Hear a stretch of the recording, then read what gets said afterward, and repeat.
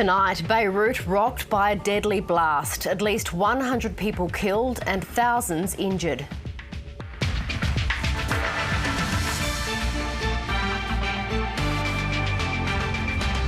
Also tonight, a man in his 30s becomes Australia's youngest coronavirus victim as Victoria announces a record number of new cases and deaths. Virgin Australia cuts 3,000 jobs and dumps low-cost carrier Tiger Air as it fights to stay viable. And COVID restrictions put the brakes on this weekend's supercar series in Darwin.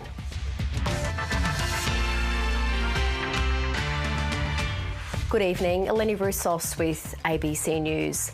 Large parts of Beirut are in ruins tonight, and the people of Lebanon are coming to terms with the catastrophic damage and a rising death toll from a horrific explosion. At least 100 people have been killed, including one Australian, and around 4,000 people were injured. The scale of the explosion is astonishing. Buildings were destroyed far from the port where the blast happened, and the damage is up to 10 kilometres away, meaning the whole city was affected. The blast was even heard by people in Cyprus, 200 kilometres off the coast.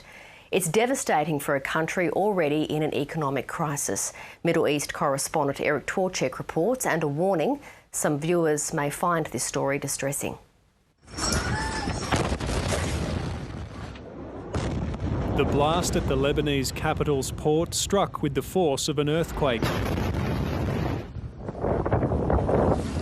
What?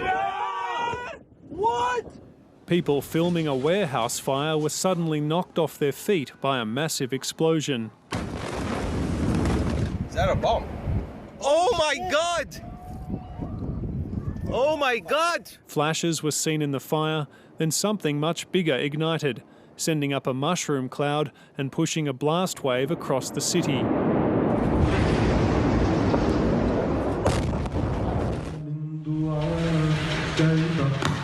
This priest was in the middle of a service.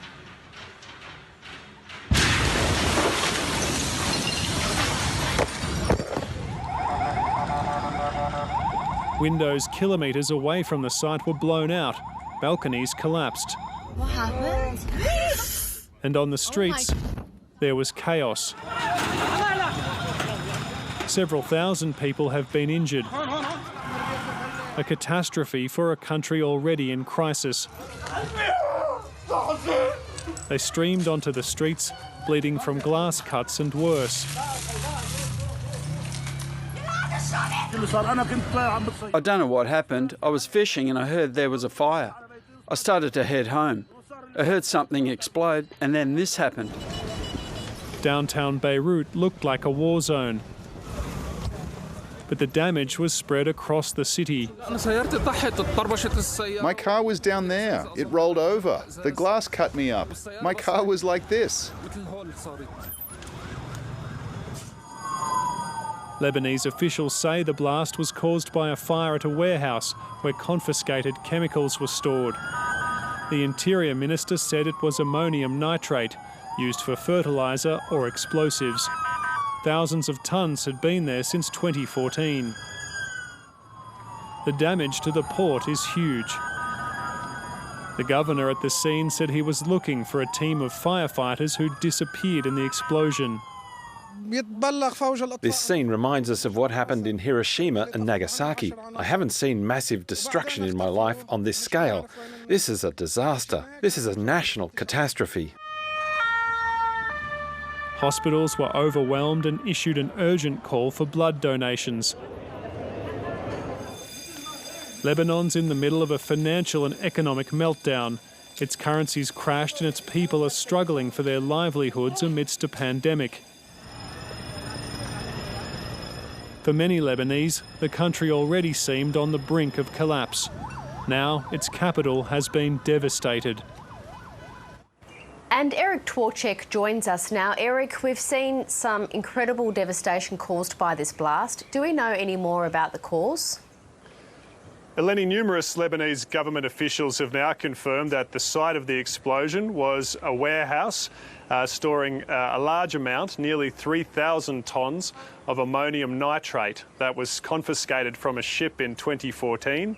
In a tragic irony, it was taken off the ship for safety reasons, but for 6 years they failed to deal with it. And now the consequences are becoming clear. What's not clear is what started the fire that triggered that major explosion, and Lebanon's government has promised an investigation. Now, in a country where corruption is rife, and you know there's a lot of problems with just how things are done, at the moment this looks like a case of tragic mismanagement.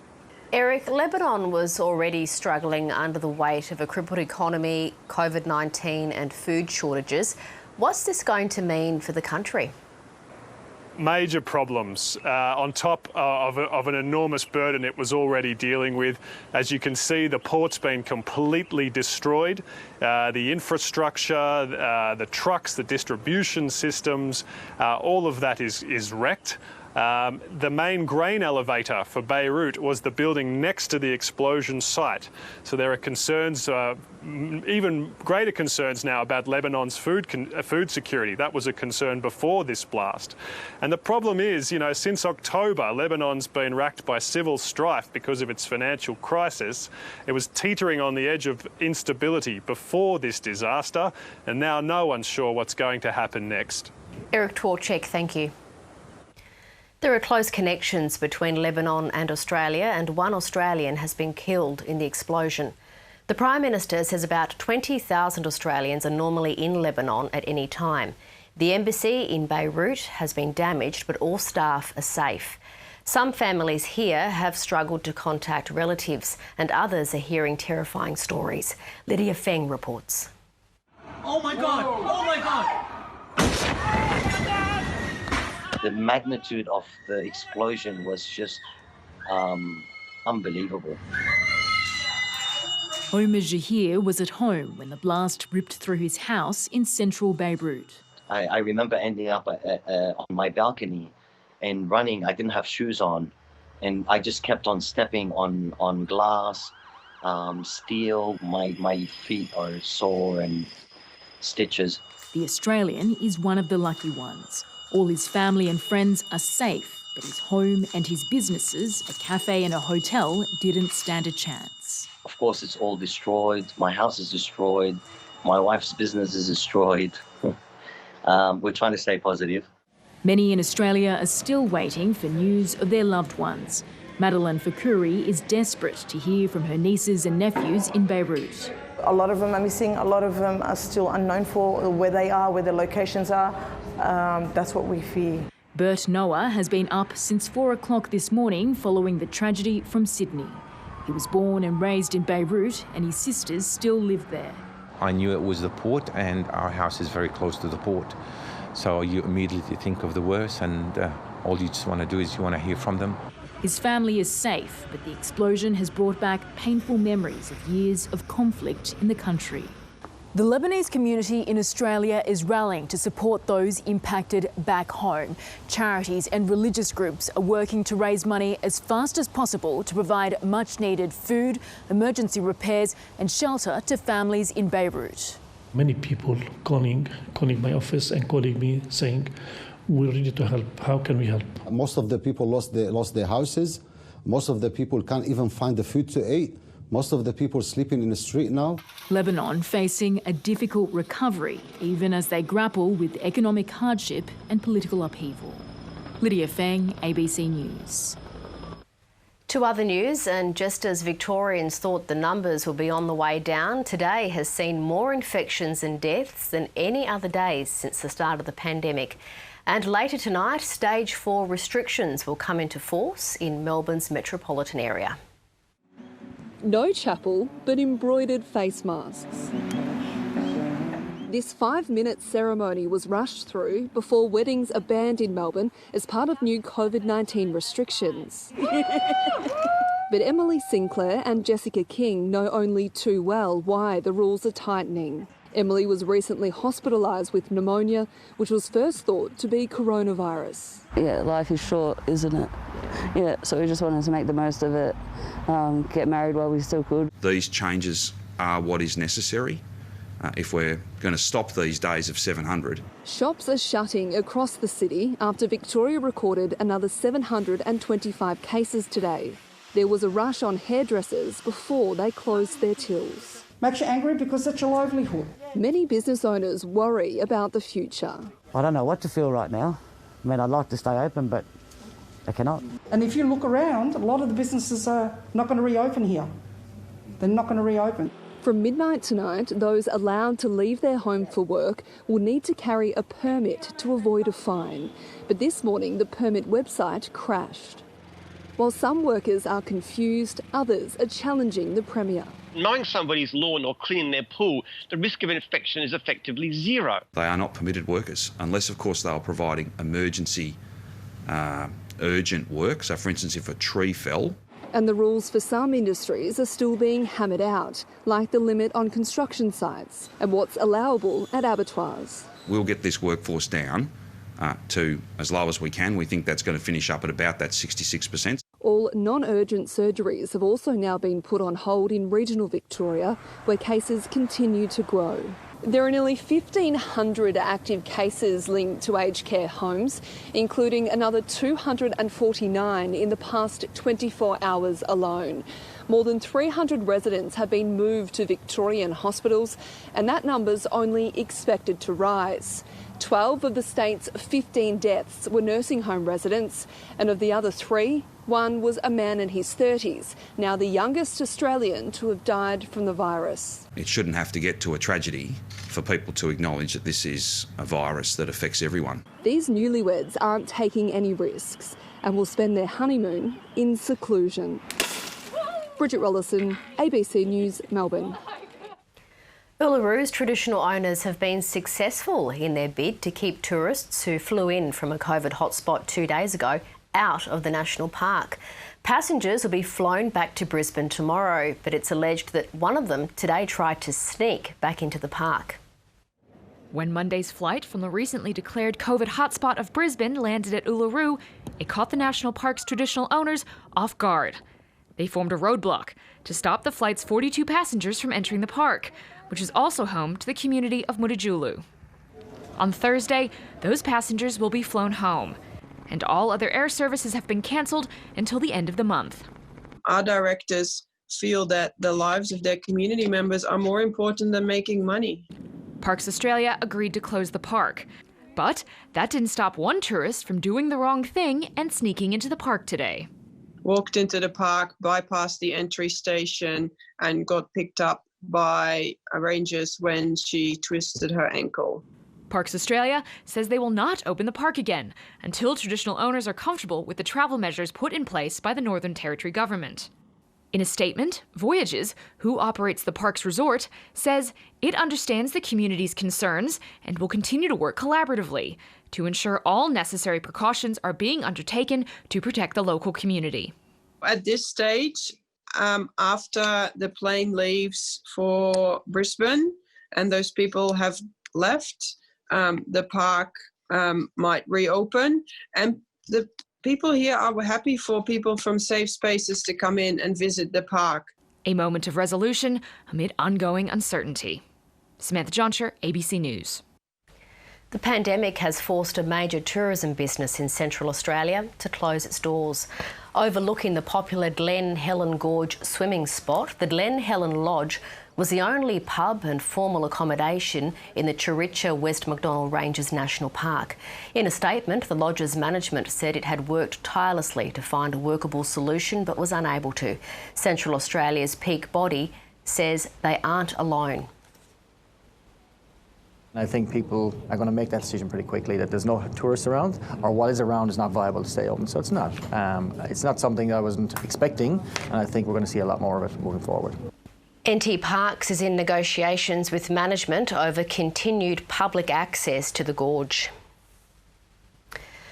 The new owner of Virgin Australia has confirmed what the airline's workers were fearing. Thousands of jobs are being permanently axed. Only 6,000 of the company's 9,000 staff will be retained if private equity firm Bain Capital gets control of the airline. For Virgin Australia staff, today brought confirmation of their fears. 3,000 will go. It's just wondering whether I'll be one of the people that needs to be made redundant, because we don't know the numbers in each department across the company. Virgin was one of the first corporate casualties of COVID-19, collapsing under the weight of $7 billion in debt and continued heavy losses. Some of those workers are family members working side by side in Virgin. Some of those workers endured the Ansett collapse. Other cost cuts will also mean fewer destinations, no long-haul international flights for now, reducing most of the fleet to Boeing 737s and the closure of discount carrier Tiger Air. It's going to be low cost, but it's also going to be able to cater to cost-conscious business travellers. Existing travel credits and Velocity frequent flyer points will be honoured under Bain's ownership. It is our intention to get back to about 8,000 staff once we see the sort of demand we saw before going into COVID. The 3,000 jobs going at Virgin come hard on the heels of Qantas axing 6,000 staff, and that has unions calling on the Prime Minister to rescue the airlines. There will be yet other devastating announcements unless the federal government steps up. Bain Capital's plans for Virgin have a couple of major hurdles to overcome. A creditors' meeting next month could see a challenge from debt holders unhappy with what they're being offered to go away. And of course, nobody knows how long COVID-19 will last. Andrew Robertson, ABC News. Still to come this hour, a doctor's warning that the pandemic could swamp hospitals. That's not my dragon. His tongue is... GP told me that they don't have the equipment and I'll have to go to the hospital. So if the number of cases don't go down, within a couple of weeks we will run out of capacity in the Victorian hospital system. Also, Dr Norman Swan looks at the long-term effects of the virus on young people. That's coming up. The Supreme Court in Darwin has heard the alleged victim of a rape by former Assistant Police Commissioner Peter Bravos says she was encouraged to make a complaint against the accused in order to prevent him from being promoted. In the second week of the former high-ranking officer's trial, several former police officers have given evidence. As the 4-week trial of a former top cop continues, closed-door conversations between senior Northern Territory police officers have been laid bare in the Supreme Court. Today, a former police officer turned public servant told the court another senior officer had spoken to the alleged rape victim about the allegations. The woman told the court after she learned of allegations of sexual assault against Peter Bravos, she asked then Senior Sergeant Louise Jorgensen to speak to the alleged victim. Former Assistant Police Commissioner Peter Bravos has pleaded not guilty to 2 counts of sexual intercourse without consent relating to alleged events in November 2004. Now retired, Louise Jorgensen gave evidence via video link from New South Wales, saying the conversation with the complainant was to try to get her to make a complaint. He would just continue to get promoted and may commit similar offences in the future. I was trying to frame it in a way that if something isn't done early in the piece, it would continue to be done and his rise through the organisation will continue. Ms Jorgensen told the court she had some negative views of Peter Bravos and that there were aspects of his professional work she didn't regard. The court was read some of the evidence given by the complainant in closed court last week, in which she said Ms Jorgensen and the other officer had wanted her to make an internal complaint because Mr Bravos was going for promotion and they wanted to stop him getting promoted. The court also heard the complainant hadn't wanted to make a complaint in fear it would be the end of her career. Ms Jorgensen told the court she didn't agree with that evidence. The trial continues tomorrow. Melissa McKay, ABC News. A string of fires have torn through children's playgrounds in Palmerston. Northern Territory Police haven't determined who lit the fires, but they've sparked a debate about youth justice. A children's playground goes up in flames at Joan Fijo Park in Rosebery. Today, it was a crime scene. very, very disappointing, and I feel for the community. There's a lot of goodwill in our community that's being eroded by seeing events like this. Fire and police forensics officers surveyed damage that could take months to repair and cost Palmerston City Council hundreds of thousands of dollars to replace. It was one of 4 fires at children's playgrounds in Palmerston in the last 2 days. In nearby Johnston, play equipment melted into unrecognisable blobs and softfall material was scorched at George Park. Slippery dips and shade cloth were left in a state of disrepair at Hobart Park. We are appalled by the vandalism that has taken place in Palmerston over the last couple of nights. 2 of those parks that were burnt down are in my electorate. No charges have been laid, but both opposition parties are already pointing the finger. These people need to be held to account, and a future CLP government is very focused on addressing crime that the Gunner government have ignored. We will establish a community justice centre here in Palmerston that would have the capacity to intervene at the earliest possible stages of an offence. Police are keen to hear from witnesses as they investigate links between the fires. Rick Hind, ABC News. An overnight power blackout in Nhulunbuy forced some businesses to keep their doors shut this morning and has residents demanding answers. Nhulunbuy Bakery was among those impacted by the outage around 4 o'clock this morning. This is the 6th blackout in the space of 2 weeks, ranging from 2 to 3 hours up to 18 hours. It's affected our business negatively, obviously. We're getting no answers from Rio Tinto. The mining firm runs the power to the town of more than 3,000 residents and didn't reply to a request for the reason behind the ongoing blackouts. There have been more than 15 unplanned power outages in Nhulunbuy in the past year, including one last month, which went for 18 hours. To finance, and soaring gold and iron ore prices pushed the Australian dollar higher today and helped keep the share market to a fairly small drop. Here's Alan Kohler. Gold is now firmly entrenched above $2,000 an ounce for the first time. Also, silver has surged above $26 an ounce for the first time since 2013, and iron ore is not far off a 6-year high as well. It's all partly because the US dollar is falling, and that's what the commodities are expressed in.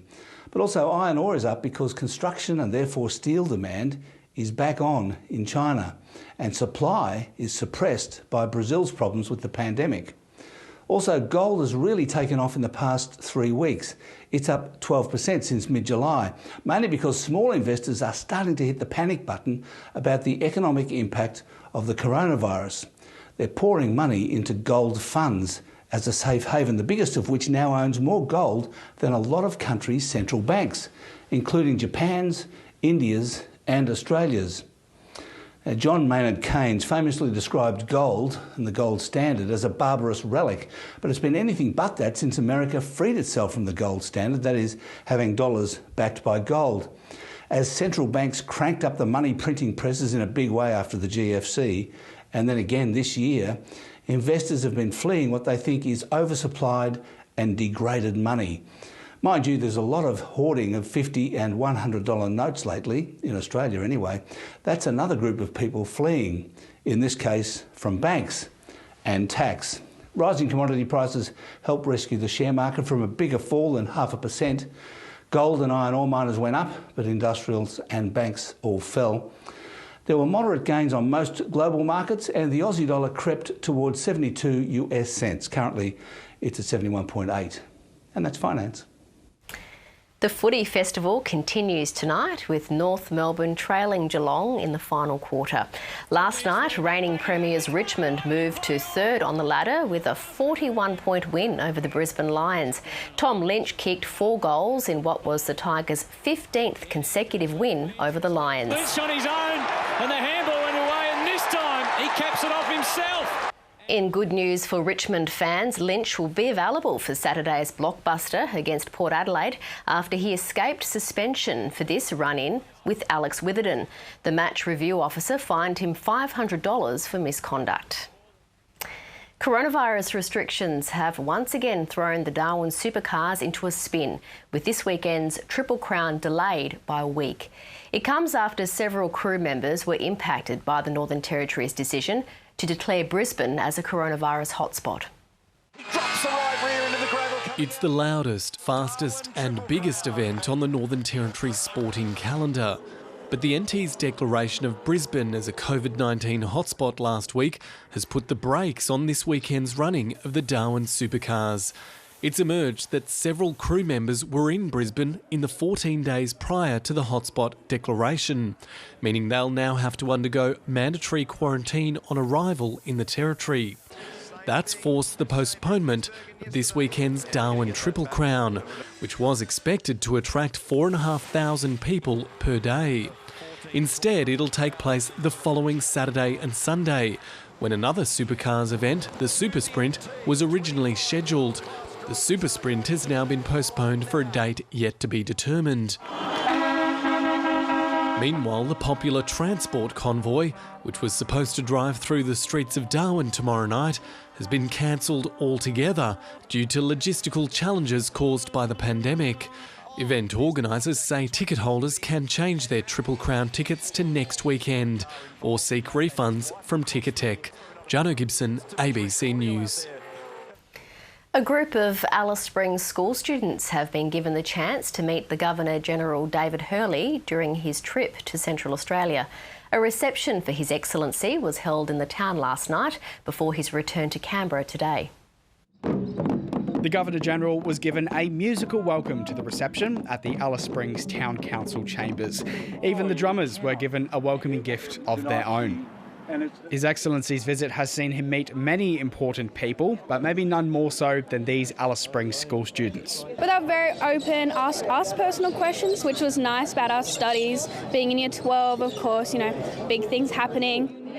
There was even an impromptu musical number with Her Excellency Linda Hurley. Please don't take my sunshine away. Well done. There you go, Callum. She spoke of course, being in the house when they have people over. They're quite nervous, as I was coming. And singing, she said, was a great way to just bring people together. It's a rare event on their social calendar amidst the pandemic, which the Governor-General acknowledged has had a significant impact on Alice Springs and beyond. Alice Springs is in a COVID-19 sort of shadow in terms of the direct effect of the pandemic, but you feel all the other effects, as does the rest of the country. A small but welcome distraction for one night only. Mitchell Abram, ABC News, Alice Springs. Time for the weather now, and tonight's viewer pick from Alice Springs was sent in by Max Rittner. It was a cloudy day in the south, sunny and dry across the north. It reached a top of 30 degrees in Darwin, 31 in Warramiyunga and 34 today in Jabiru. It was a very windy day in Alice Springs with 70-kilometre gusts recorded at the airport just after lunch. Light showers continued in Yulara and there were reports of small hail in the region as well. Yulara Airport has topped the 24-hour rain list with just 2 millimetres. Around Australia today, cold again in the southeast, reaching a top of 10 degrees in Canberra, 14 in Adelaide, and in Brisbane it hit 25. On the satellite, there's rain and storm activity over central parts of the Territory, and it's clear across the top end. A trough and low pressure system is moving across central Australia. Easterly winds are crossing the top end, making it feel more warm and humid. Interstate tomorrow, cold and wet again in Hobart, Melbourne and Canberra. A sunny day for Sydney and cloudy in Perth. To our north, rain for Singapore and Dili, a cloudy day for Jakarta and storms in Bangkok. Back home, it'll be cooler in Alice Springs tonight with a low of 10 degrees, a cloudy 20 degrees tomorrow, 27 in Tennant Creek. Partly cloudy in the northeast, 33 in Katherine and Borroloola and 29 for Nhulunbuy. Up top, a low of 21 for Darwin tonight, 30 tomorrow, 29 the top for Wadeye and 32 in Jabiru. A severe thunderstorm warning is in place tonight for parts of the Lassiter and Simpson districts, including Alice Springs, Altunga and Titchikala. There'll be a 7-metre high tide at 8 a.m. and another high around 8 at night. Sunrise will be at 7:03 and sunset is at 6:42. And looking ahead for Darwin, remaining slightly more humid for the rest of the week with the chance of coastal showers. In Alice Springs, becoming cooler again with single-digit lows expected again from Friday. And to stay up to date with the latest news from the Northern Territory, head to our website news.abc.net.au. Stay with us now. Lee Sales is up next with 7:30.